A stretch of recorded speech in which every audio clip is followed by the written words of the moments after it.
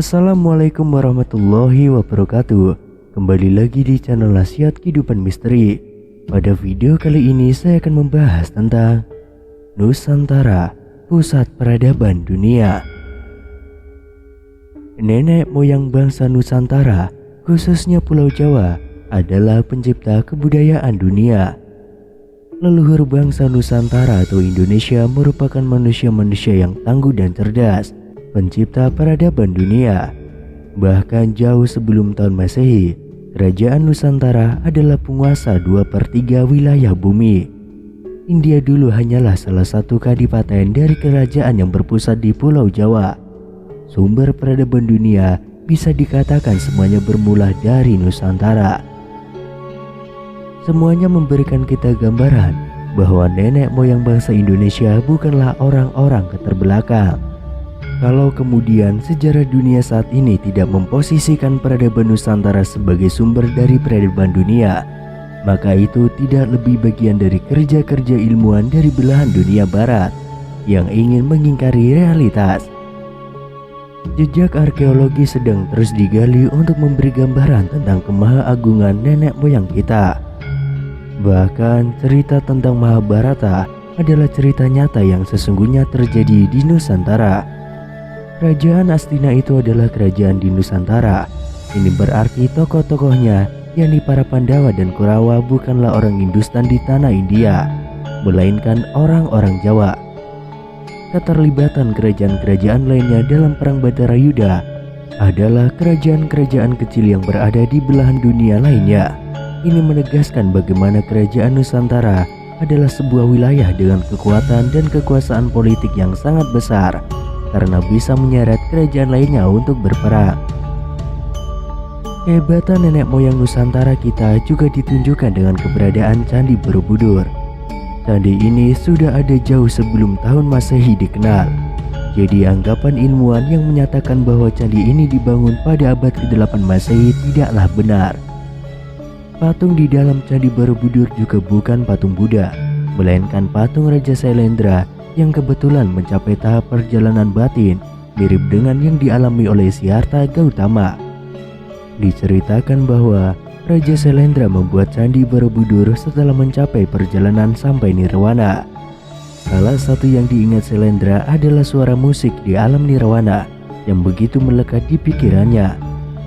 Lalu Sailendra berusaha menemukan atau menciptakan alat yang bisa mengeluarkan suara seperti yang diingatnya. Dari pencarian ini diciptakanlah gamelan yang di Jawa dikenal dengan gamelan Lara Sailendra. Jadi nenek moyang bangsa Indonesia adalah mereka-mereka yang menjadi pencetus peradaban dunia. Nusantara adalah pusat peradaban dan asal muasal dari semua peradaban di planet bumi ini. Benar atau tidak, percaya atau tidak, kembali kepada diri kita. Anggaplah semua cerita ini benar, maka sangat pantas bagi kita untuk bangga kemudian menguatkan rasa percaya diri bahwa bangsa kita adalah manusia-manusia unggul. Kalau kemudian kita menjadi terpuruk seperti saat ini, maka itu semua karena ulah kita yang melupakan asal-usul kita.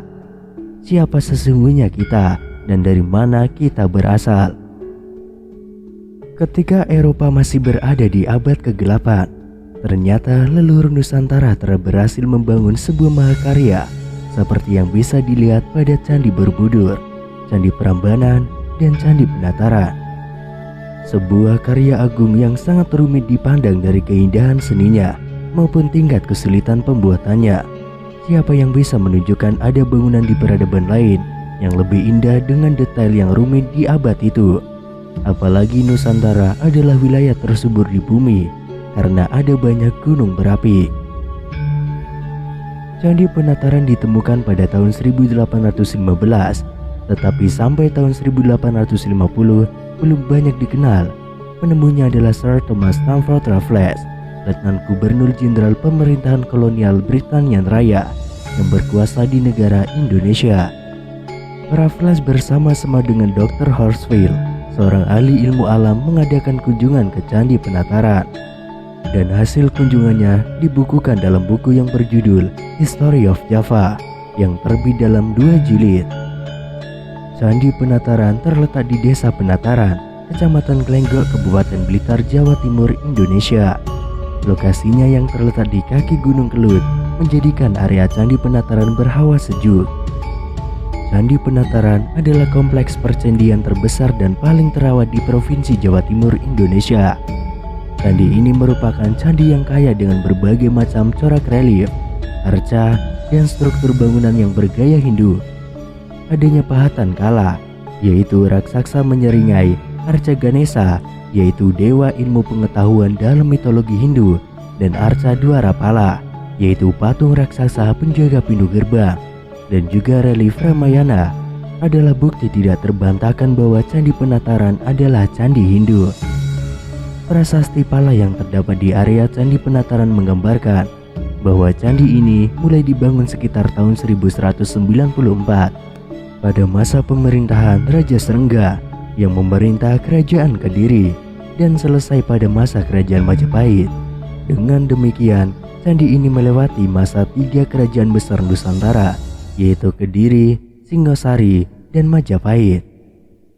Candi Penataran memegang peranan cukup penting bagi kerajaan-kerajaan tersebut, yaitu sebagai tempat pengangkatan para raja dan tempat untuk upacara pemujaan terhadap Sang Pencipta.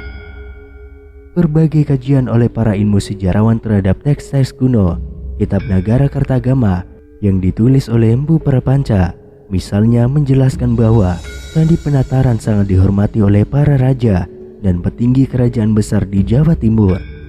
Candi Penataran pernah menyimpan abu dari Raja Rajasa atau Ken Arok, pendiri kerajaan Singosari, dan juga abu dari Raja Kertarajasa Jayawardana atau Raden Wijaya, pendiri kerajaan Majapahit.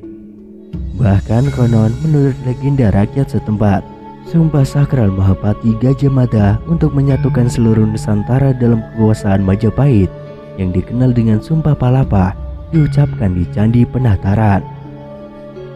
Keunikan arsitektur bangunan candi yang ada di Nusantara, khususnya di Pulau Jawa, adalah bukti akan kehebatan nenek moyang bangsa Indonesia.